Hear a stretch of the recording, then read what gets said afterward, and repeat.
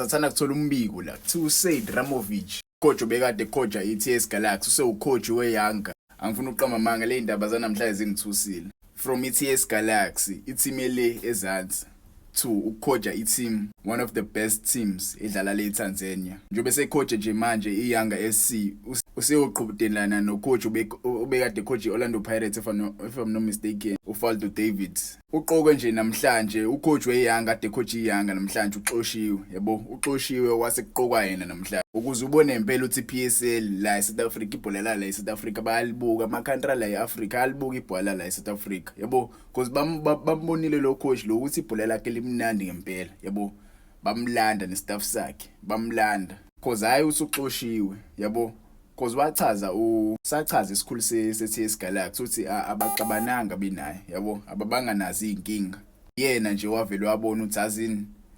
ngiyashiya la because ngiyabona ukuthi izinto engizenzayo I appreciate abadlali engibaproduceayo bayadayiswa njalo so wa decide ukuthi azini akashiye yabo because iclub yase iYanga yayisimnikeza ioffer eright yabo iclub enkulu leyana ayikho umuntu ongayazi iYanga isathanda kushaya iKaizer Chiefs ngo4-0 nje. So I'm really proud for the guy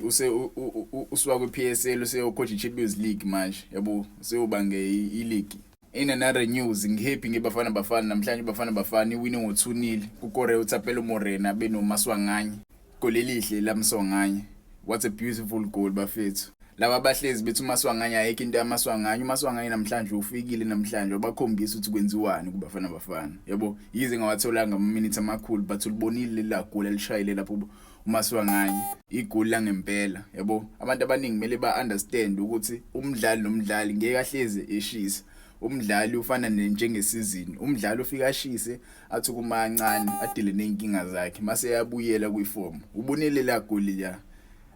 no ordinary player can score that goal you see no ordinary player can score that goal so I'm happy for the guy and Bafana as a whole I'm happy for the team because it's number 1 right now I think it's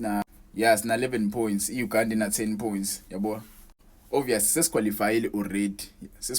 already iKonki na 4 points South Sudan na 3 othula mathimanga ezansi ayisekho indaba sesqualified lesine Uganda and South Africa so I'm happy for the team and uSaid Ramovich futhi ngihappy ngayo ukuthi usethola i-team le